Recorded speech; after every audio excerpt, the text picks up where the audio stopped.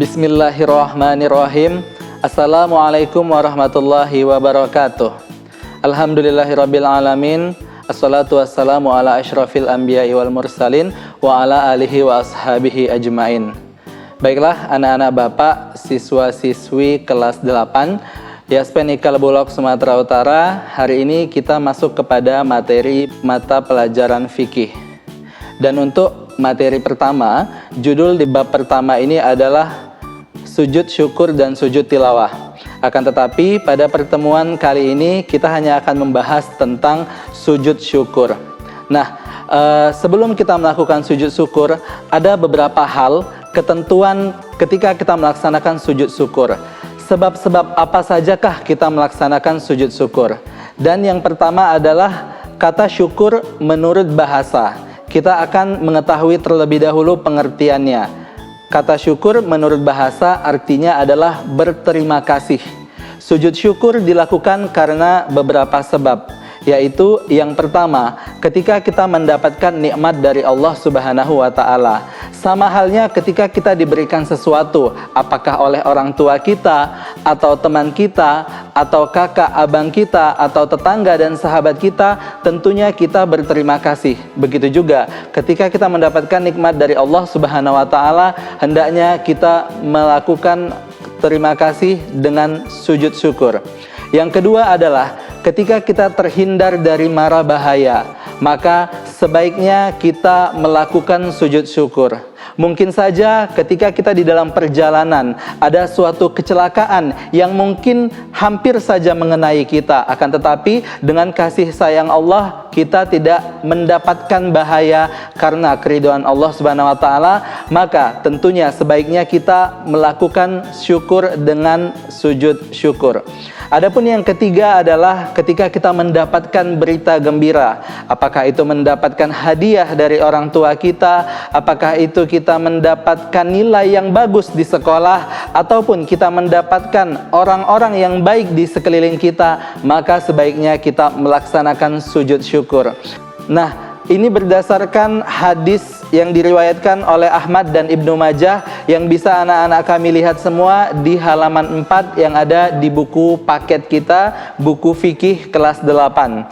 Kemudian dalam melaksanakan sujud syukur tentunya ada syarat dan rukun yang harus kita perhatikan. Dalam melaksanakan sujud syukur ada beberapa syarat dan juga beberapa rukun. Untuk syaratnya yang pertama adalah kita tentunya harus suci dari hadas baik dan juga najis, baik badan, pakaian dan juga tempat kita. Kemudian yang kedua, sebaiknya kita menghadap kiblat ketika kita melaksanakan sujud syukur. Dan yang terakhir adalah kita sebaiknya dalam keadaan menutup aurat. Ini adalah syarat mutlak yang harus kita penuhi ketika kita ingin melakukan sujud syukur. Kemudian untuk rukunnya, rukun ini adalah hal-hal yang tidak boleh tertinggal ketika melakukan sujud syukur. Apabila ada yang tertinggal, maka sujud syukur yang kita lakukan tidak bermakna atau tidak akan mendapatkan apapun dari Allah Subhanahu wa Ta'ala. Rukun yang pertama adalah niat. Sebelum melaksanakan sujud syukur, kita tentunya mengucapkan atau melafalkan niat dalam hati ataupun diucapkan dengan lisan. Yang kedua, kita melakukan takbiratul ihram sebagaimana kita melaksanakan sholat 5 waktu ataupun sholat sunnah.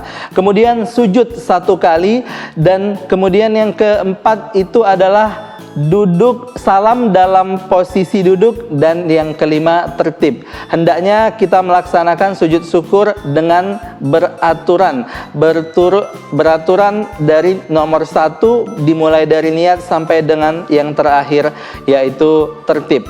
Kemudian untuk bacaan sujud syukur, anak-anak kami bisa melihat juga di buku paket yaitu di halaman 5. Bacaannya adalah sajada wajhi lilladzi khalaqahu wa sawwarahu wa syaqqa sam'ahu wa basarahu tabarakallahu ahsanul khaliqin, yang artinya wajahku bersujud kepada penciptanya yang membentuk pendengaran dan penglihatannya. Maha suci Allah sebaik-baik pencipta. Hadis riwayat Abu Daud, Tirmizi dan An-Nasai.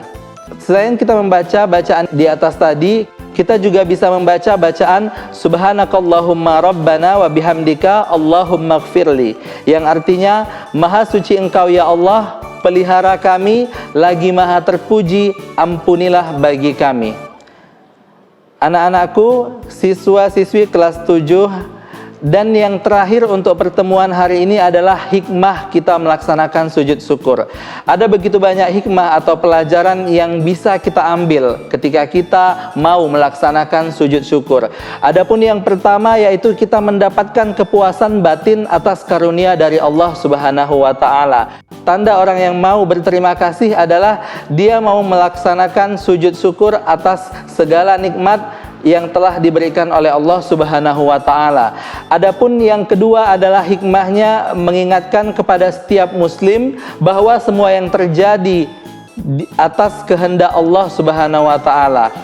Kemudian yang ketiga adalah meningkatkan keimanan seorang muslim kepada Allah Subhanahu wa taala. Dengan seringnya kita melakukan sujud syukur, maka insya Allah keimanan kita akan semakin meningkat dan juga bertambah, sehingga aktivitas ibadah kita bisa terus kita tambahkan setiap harinya. Dan yang keempat adalah menambah nikmat Allah Subhanahu wa taala dan terhindar dari siksanya. Sebagaimana yang disampaikan Allah di Quran surah Ibrahim ayat 7, wa iz ta'azzana rabbukum la in syakartum la azidannakum wa la in kafartum inna azabi lasyadid. Dan sesungguhnya jika kamu bersyukur atas segala nikmatku, maka aku akan menambahnya. Akan tetapi jika kamu kufur atau tidak bersyukur atas nikmat yang telah kuberikan, kata Allah, sesungguhnya azabku sangatlah pedih. Anak-anak Bapak, siswa-siswi kelas 8, mungkin sekian saja materi untuk hari ini tentang sujud syukur. Insya Allah kita akan bertemu lagi di video selanjutnya untuk pembahasan yang berbeda. Semoga anak-anak kami selalu semangat dalam belajar, walaupun sampai saat ini kita masih mengadakan pelajaran dengan kondisi daring ataupun online. Terima kasih. Akhirul kalam, wabillahi taufiq wal hidayah. Assalamualaikum warahmatullahi wabarakatuh.